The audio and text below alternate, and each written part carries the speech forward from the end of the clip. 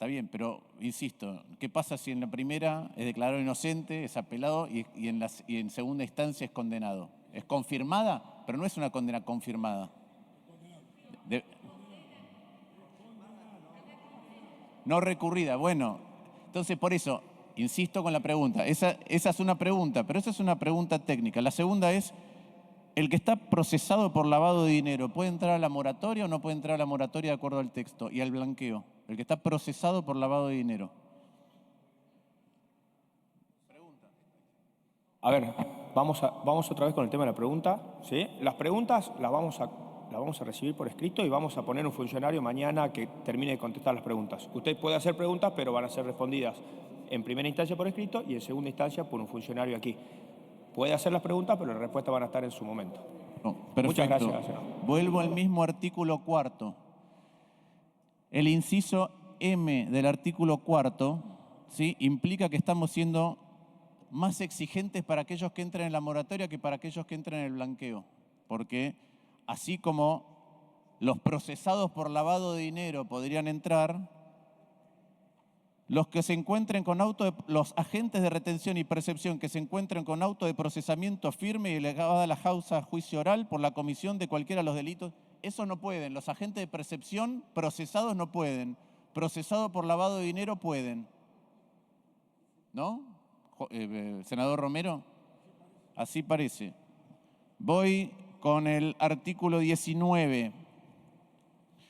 El artículo 19 es el artículo de los sujetos no residentes. Pregunto, una persona políticamente expuesta, por ejemplo, un exfuncionario ruso con criptomonedas, ¿podría lavar en la Argentina de acuerdo al artículo 19? Pregunta. Perfecto. Si tuviera oro en la Argentina, digo, cualquier bien no registrable. Perfecto. Podría, o sea, un extranjero políticamente expuesto, una figura condenada por... Pregunta, ¿en algún lugar de la ley dice que un extranjero, porque es la primera vez que se habilita un blanqueo para extranjeros, condenado por corrupción, tráfico de armas, lavado o narcotráfico, condenado en el extranjero, ¿podría blanquear en la Argentina? Pregunta.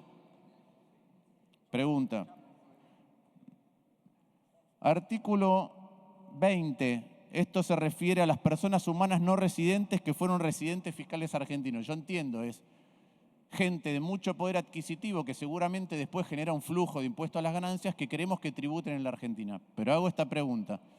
Supongamos que alguien abandonó, dejó la residencia fiscal en la Argentina y se fue a un país, ¿sí?, de bajo nivel de tributación, por ejemplo, un paraíso fiscal donde no tributa bienes personales.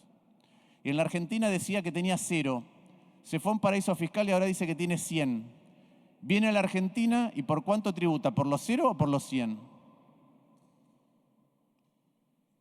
Pregunta.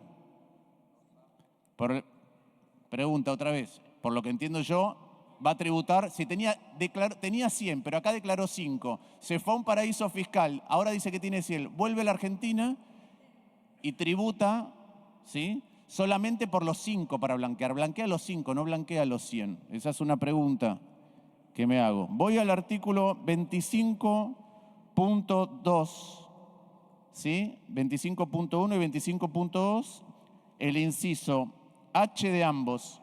Quisiera entender por qué para bienes en la Argentina, la redacción dice las criptomonedas, criptoactivos y otros bienes similares, pero para los activos en el extranjero, dice las criptomonedas, criptoactivos y otros bienes similares, sin importar quién ha sido su emisor, quién es su titular o dónde estuvieran depositadas, custodiadas o guardadas.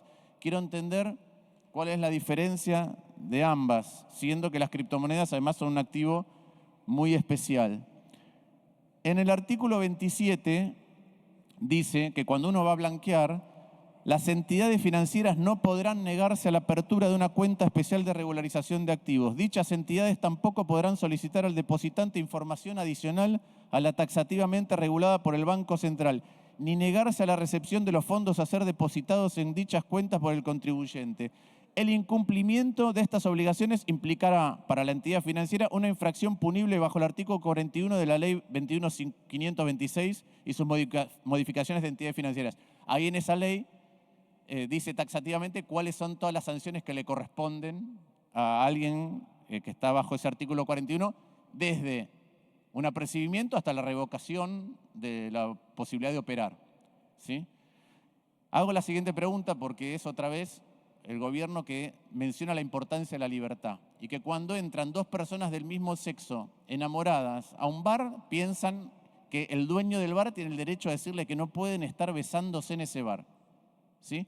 Y ahora le están diciendo a todo aquel que va a blanquear que si va a determinado banco, el banco no le puede decir, perdón, acá, producto de que conozco o no conozco tu actividad y venís a blanquear, no te puedo decir que no blanquees. Va cualquiera a cualquier banco y cualquier banco está obligado a abrirle la cuenta y a avalar a permitir el blanqueo, independientemente de si el riesgo implícito que tiene el sujeto que viene me gusta como banco o no me gusta como banco. Es decir, ahí no soy libre de decir si el cliente lo quiero o no lo quiero. Eso genera, porque vemos la casuística, eso genera que los bancos lo que hacen inmediatamente cuando piensan que hay una operación que no les gusta es un reporte de operaciones sospechosas.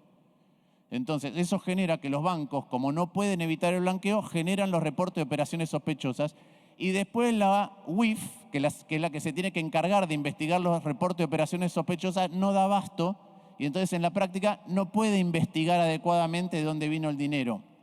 Entonces pregunto, ¿por qué no le damos la libertad a las entidades financieras o por qué el gobierno de la libertad no le da la libertad a las entidades financieras de elegir si lo hacen o no lo hacen? Voy al artículo 35. El artículo 35 son los bienes inmuebles registrados a nombres de terceros. Bienes inmuebles registrados a nombre de terceros. Voy a explicar qué quiere decir esto. Esto quiere decir que una sociedad, ¿sí?, tiene un inmueble y la sociedad puede decir, no, el inmueble en realidad es de la senadora Di Tulio y se lo paso y lo blanquea a nombre o la senadora. Quiero entender qué es lo que está tratando de exteriorizar o corregir de lo que está pasando en Argentina esta norma específica. Quiero entender por qué estamos dictando una norma específica para que una sociedad pueda decir que un inmueble es de otra persona. ¿Sí? Quiero saber si es un tema tributario, un tema de deficiencia de calidad registral. Quiero saber a qué se debe. Me gustaría saber por qué eliminamos el ITI. ¿Sí? Bueno, pero va a tener su turno, senadora, en un ratito. La vamos a dejar a una interrupción corta y después tiene su turno para hablar y va a hablar mucho. Bueno, mire.